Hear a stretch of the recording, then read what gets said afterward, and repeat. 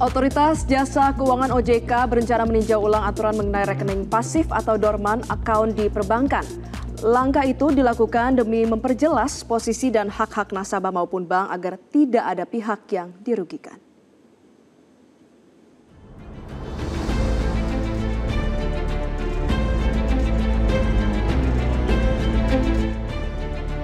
Otoritas Jasa Keuangan berencana meninjau ulang aturan rekening pasif atau dorman account di perbankan. Langkah tersebut dilakukan demi memperjelas posisi dan hak-hak nasabah maupun bank agar tidak ada pihak yang dirugikan.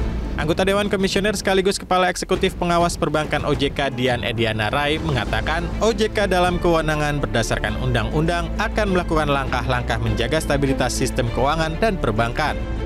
Termasuk di dalamnya upaya untuk merevisi terhadap peraturan-peraturan yang terkait rekening, termasuk ke rekening dorman.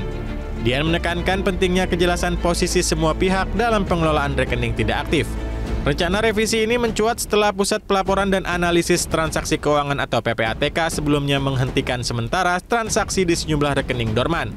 Kebijakan itu diambil untuk mencegah penyalahgunaan rekening oleh pihak-pihak tak bertanggung jawab, termasuk dalam aktivitas keuangan ilegal seperti judi online dan pencucian uang.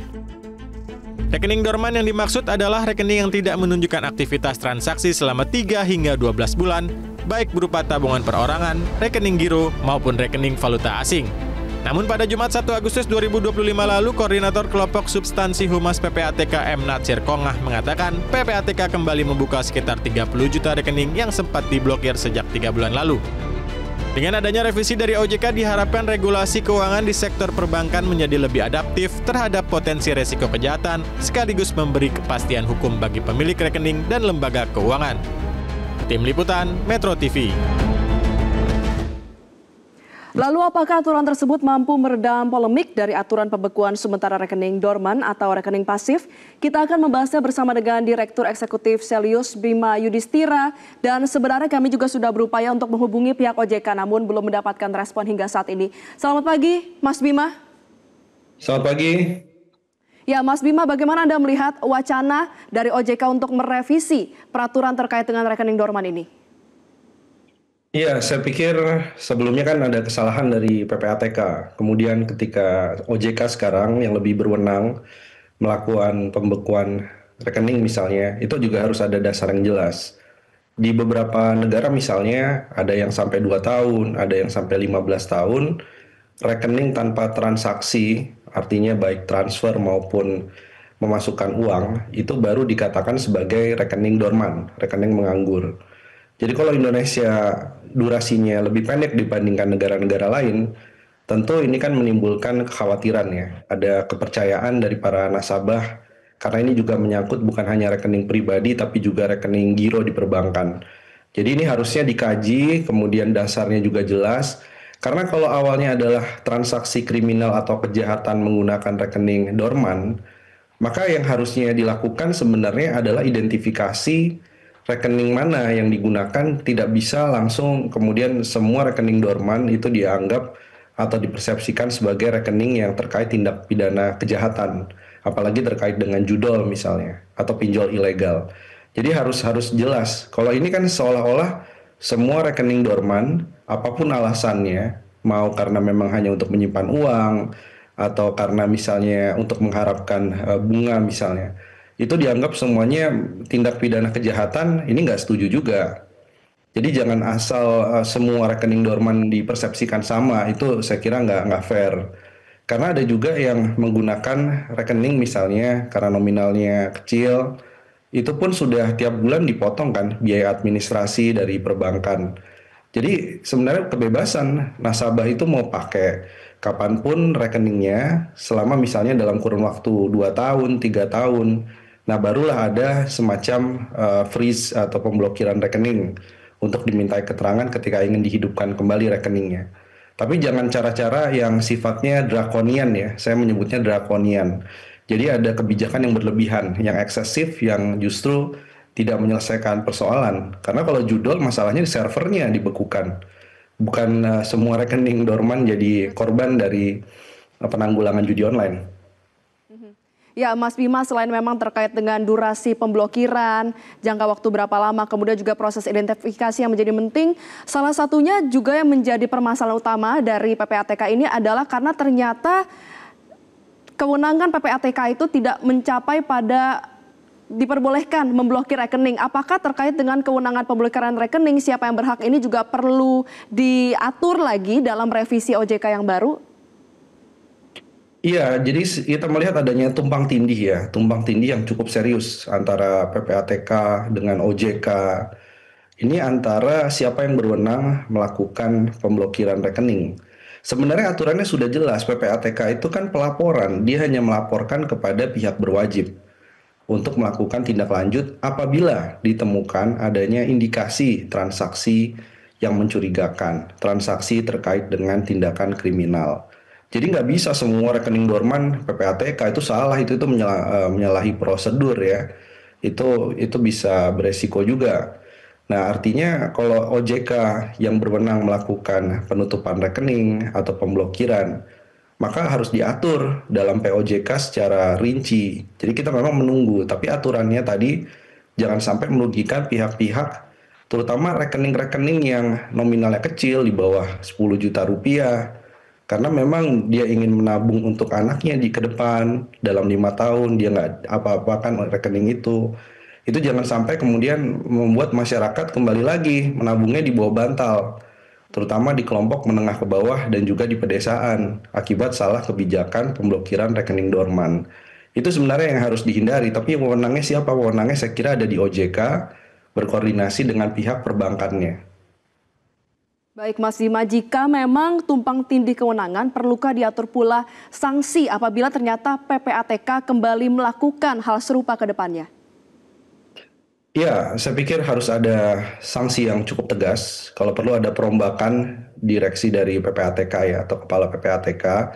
Karena ini juga menyalahi juga offside ya, sangat offside dari sisi tugas dan wewenang PPATK.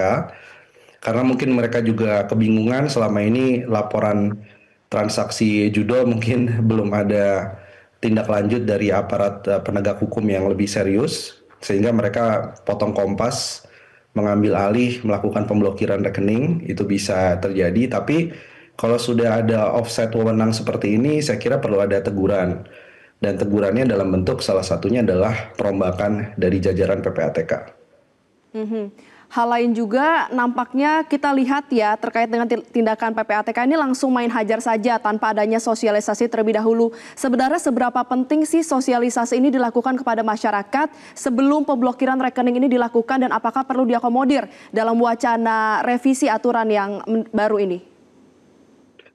Ya, masyarakat harus tahu uangnya diapakan oleh lembaga seperti PPATK, OJK, bahkan bank itu sendiri. Karena itu kan uang masyarakat, hak masyarakat. Apalagi kalau rekening dormannya sekali lagi nominalnya kecil. Itu kan ada pelaku usaha UMKM, ibu-ibu rumah tangga. Jadi hak mereka yang suatu saat dipakai rekeningnya, tapi ternyata diklasifikasikan sebagai dorman karena hanya 3 bulan, 6 bulan itu tidak dilakukan transaksi apapun. Ini saya kira kebijakan yang sangat merugikan masyarakat-masyarakat kecil itu. Jadi ke depan sosialisasi ini penting. Tapi apakah bentuknya peraturan OJK atau bentuknya adalah revisi Undang-Undang P2SK, sehingga ada payung hukum yang jelas, kemudian ada transparansi dalam pembahasan di DPR, sehingga masyarakat bisa terlibat menentukan durasi, menentukan kriteria yang disebut dorman itu seperti apa. Nah, saya kira itu yang penting sekarang. Jadi kalau aturannya dilakukan oleh OJK, OJK juga tidak melakukan konsultasi publik, nggak pernah diajak bicara para deposan ataupun perwakilan dari deposan. Ini saya kira juga sama saja dengan mengulang kejadian di PPATK. Tapi harapannya OJK dalam merumuskan kriteria rekening dorman harus lebih bijak. Dan kita berharap ini dilakukannya melalui revisi Undang-Undang P2SK yang mungkin akan lebih pas di situ. Ya, Mas Bima, ternyata Kepala PPATK juga menyambut baik ya wacana untuk merevisi peraturan OJK ini. Namun memang yang salah satu di-highlight oleh Pak Ivan, Kepala PPATK adalah terkait dengan rekening-rekening yang tidak digunakan oleh pemilik rekening yang sebenarnya. Sebenarnya bagaimana sih cara bisa mendeteksi hal tersebut dan apakah aturannya ini harus mungkin diatur secara lebih jelas ya di wacana revisi aturan mendatang? Ya, ada beberapa fenomena. Fenomena yang pertama itu yang kita temui ya, itu adalah dia membagikan sembako. Jadi ada orang membagikan sembako di desa-desa, kemudian ditukar dengan foto KTP dan dia mendaftarkan ke rekening melalui bank secara digital. Itu cara pencurian rekeningnya. Jadi kalau ada indikasi itu harusnya ada hukuman jerat tuh. Bagi pencurian data pribadi, ditukar sembako, foto KTP-nya untuk buka rekening, itu harus ada penegakan. Yang kedua, yang ditemukan juga adalah kemudahan dalam melakukan pembukaan rekening. Kalau masyarakat sendiri yang punya kepentingan berusaha atau kepentingan untuk transaksi, dia datang ke bank mengisi formulir. Hari ini saja iktp kan KTP kita masih difotokopi oleh pihak bank. Jadi saya kira kalau modelnya seperti itu sangat kecil kemungkinan digunakan untuk tindak kejahatan. Karena orangnya jelas, dia ke customer service di bank, ada dokumennya, fotokopinya juga tebal sekali. Nah, yang menjadi persoalan adalah pengaturan rekening dorman di dalam bank-bank yang digital atau pembukaan rekening secara digital. Ini hanya tinggal foto selfie dengan KTP, memasukkan beberapa identitas, kemudian bisa punya rekening bank dengan sangat mudah. Nah, saya kira di sini letak celah yang harus dimitigasi oleh OJK ke depannya. Terakhir Mas Bima, pasca ada pemblokiran massal, masyarakat ini banyak juga loh yang langsung narik uangnya dari bank. Apakah dengan revisi aturan ini wacananya bisa efektif mengembalikan kepercayaan masyarakat terhadap bank? Ya, ini kita belum mendapatkan undangan misalnya dari pihak OJK untuk membahas soal peraturan OJK terkait dengan rekening, ya khususnya rekening dorman. Jadi saya pikir ini harus dibukalah kepada publik, siapapun yang ingin berkonsultasi, ingin menyampaikan saran terhadap OJK sehingga tidak menimbulkan distrust. Karena kalau diam-diam tiba-tiba ada peraturan OJK baru kemudian sosialisasi setelah aturannya disahkan, saya kira itu percuma.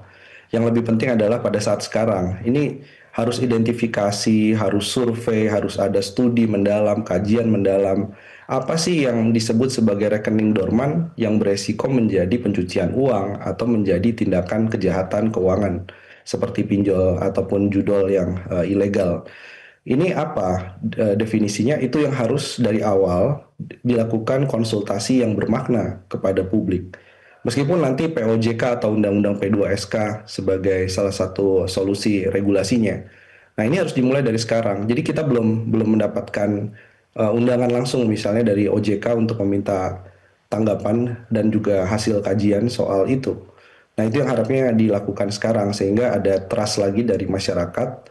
Jadi masyarakat dilibatkan dalam prosesnya.